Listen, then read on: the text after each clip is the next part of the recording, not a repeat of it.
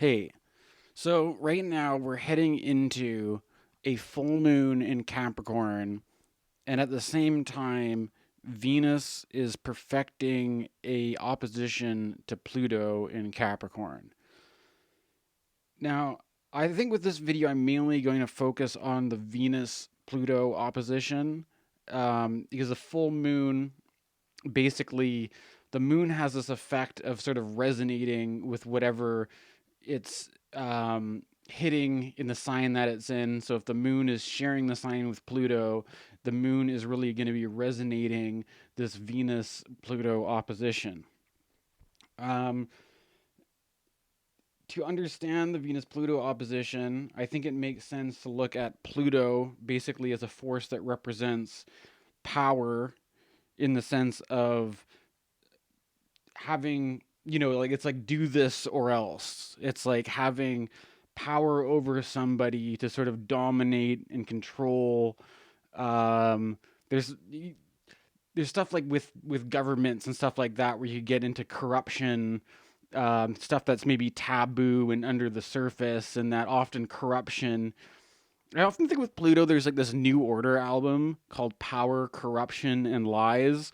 And to me, that's like a very Pluto kind of title because it's often these things are kind of intertwined. Like where there's corruption, it's like absolute power corrupts absolutely. And there's um, and the lies that go to covering up the corruption. So it's like keeping something hidden, but often what's being hidden is this like secret kind of power structure where it's like we have power over you because if you do this or else we'll blackmail you or else we'll send the mafia assassins out to get you, or it's all this kind of like it's kind of covered up, right? It's kind of secretive.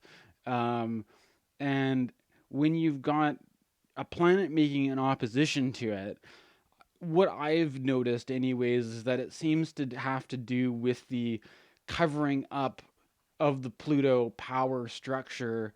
I was thinking, like, I would sort of think of like how to describe this dynamic. One of the things that came to mind is that there's this great Winston Churchill quote where Churchill says, um, having tact is the ability to tell somebody to go to hell in such a way that they look forward to the ride. So it's like, and then I checked Winston Churchill's natal chart, and Churchill has Mercury in Scorpio opposite Pluto in Taurus. So you can see with Churchill, it's kind of like the mercurial thing. Like, how do picking, like, he had this reputation for being an orator and giving these great speeches. And so it's like with Mercury, it's sort of like, how do you use language to phrase something in such a way so that, like, there's kind of like the blunt force, the kind of underlying power of Pluto is like telling somebody to go to hell, and like, whereas with Mercury, it kind of modulates it in such a way that it's like, how do I tell somebody to go to hell in such a way that they enjoy the ride, right? Now, I think that when it comes to Venus, though, you've got a bit of a different thing going on because Venus is less about, you know, how do I use language and communication in such a way to sort of weave around this Pluto dynamic, and Venus is more about this sort of like social harmony, social nicety, keeping everything kind of nice and pleasant, and there's what can I say? I'm one of the things that I noticed. I mean, it didn't time up quite with the transit like exactly because the day that actually happened was maybe a week before the Venus started engaging in this aspect with Pluto. But Venus was still in Cancer.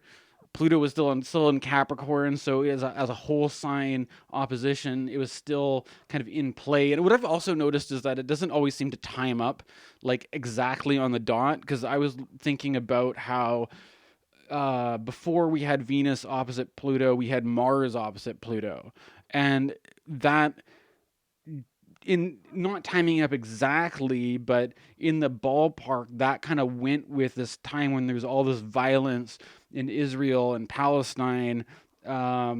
with all the Palestinians getting killed and all that. And I think so with when Mars, so like Mars is a malefic, and Mars has more about this like outright violence and aggression and stuff like that. So when Mars is making an opposition to Pluto, it's not, if anything, it's not covering up the power structure and the threat of violence. If anything, that is like becoming erupting and getting inflamed and acting out, right?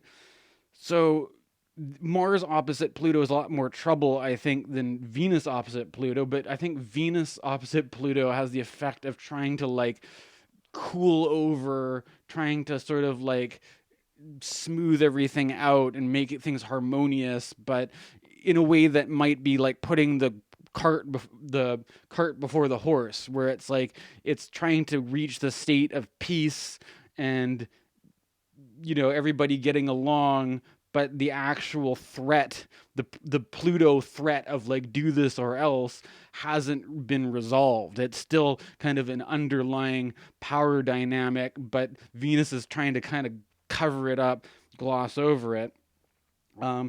What I was going to say before, which I didn't get around to, was that there was this thing in BC where I live. There's an ongoing protest around Ferry Creek, which it's a logging protest to stop the logging of an old growth forest area on Vancouver Island.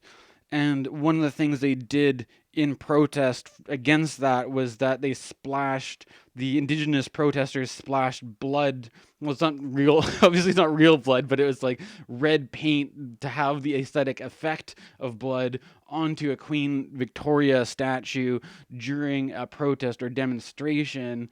And I saw in the posts on Facebook, they were saying that it was a kind of like an artistic statement, and that it's not meant to be vandalism because it's water based paint, and that it would wash off.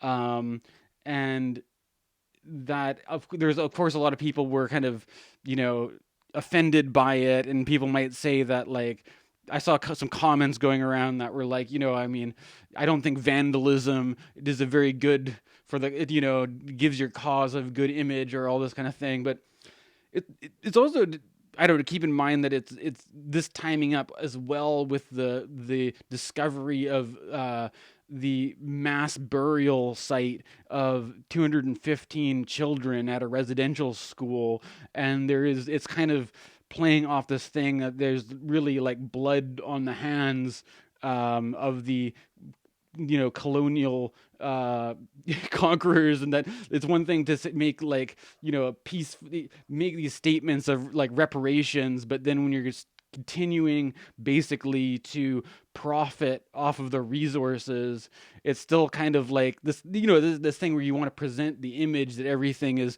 peaceful and okay, but it's still kind of like give us your resources or else, and that's the Pluto thing.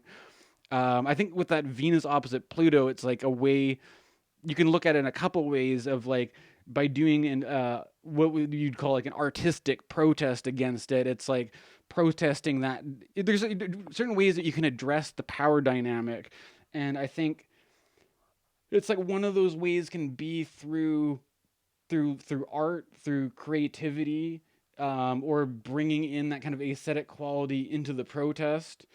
Um, I've also got it written. I was looking at famous people who have the that aspect, and Kurt Cobain had Virgo ascendant, and he had both.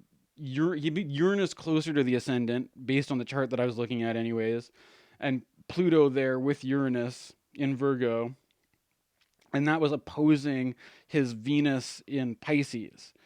And I think that there's something about Kurt Cobain that works because he was very much kind of like, I think, self conscious of the this kind of power structure of the corporate rock world, and that there's some way that you can kind of like, it may not be a successful thing in the end of it, rebelling against that, but it's somehow to like play off that in the art, in the music itself, as a kind of a way of commentary. I also saw that John Oliver, who got started on the Jon Stewart show, he's kind of like late night talk show host guy, but he's often kind of political. Um, that's like another way. It's like sort of the thing about, it could be more, that could be a Mercury thing too, but he's got the Venus opposite Pluto thing in his chart where you're using, like you're presenting a critique of some sort of power or corruption in society, but doing it in a way that is as a kind of a comedy routine or like as a satire. And you can maybe like say things in comedy or say things in satire that you wouldn't be able to just like present like as an outright, calling people out on corruption. But if you kind of make it funny, that's a way to kind of present it in a more, you know, in a way that's more digestible to the general public.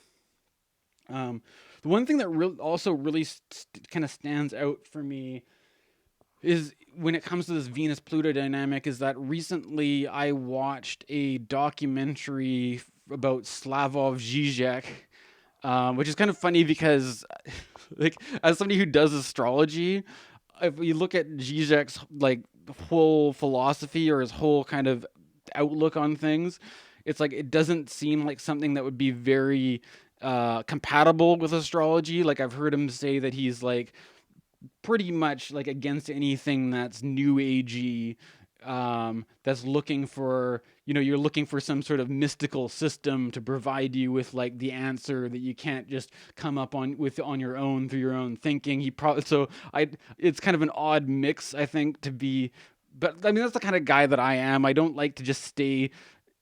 For me, it would feel wrong to just camp out in astrology world and be like, the only thing that I pay attention to is like Jungian, psychology and like mythological stuff. I like to listen to people like Zizek and different modern, whatever you would say. But anyways, what I'm gonna do is I'm gonna try to just stick in the clip that I have in mind, because I think to actually see Zizek in his own words would be a lot better than what I can say. So maybe I'll insert that right now. Could I give you just an example? For example, authority. Okay. Okay. Let's say you have a good old-fashioned father. It's Sunday afternoon. You have to visit grandma. The father, good old-fashioned authoritarian father, will tell you, listen, I don't care how you feel if you're a small kid, of course. I don't care how you feel. You have to go. You're going. Go with grandmother and behave there properly. Okay. That's good. You can resist.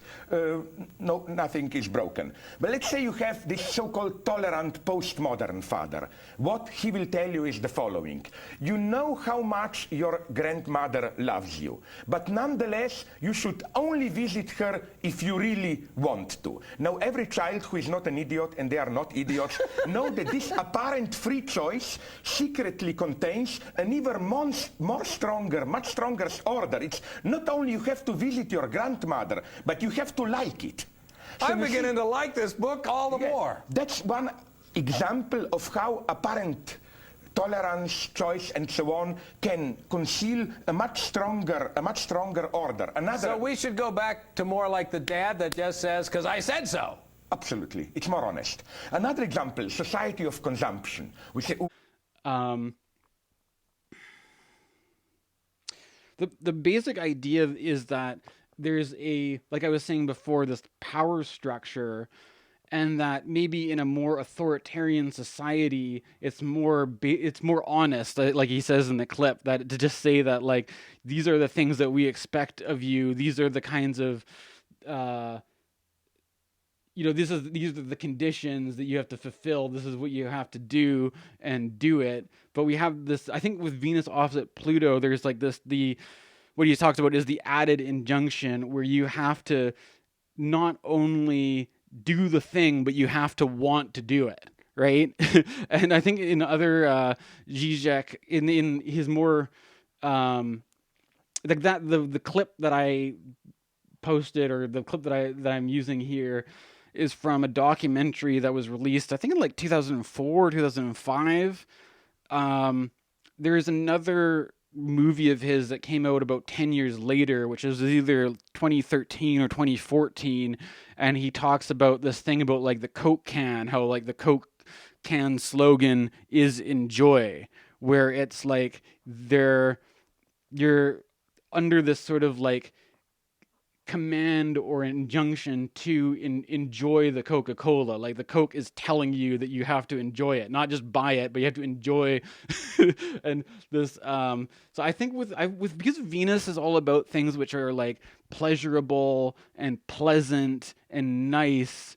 There's this kind of I think that is what I kind of get from this Venus opposite Pluto dynamic, is that well, Mercury opposite Pluto is like, tell somebody to go to hell in such a way that they'll look forward to the ride. Venus opposite Pluto is a little bit like that too, where it's like Pluto is this sort of kind of brute force, like do this or else, or like we've got control over you.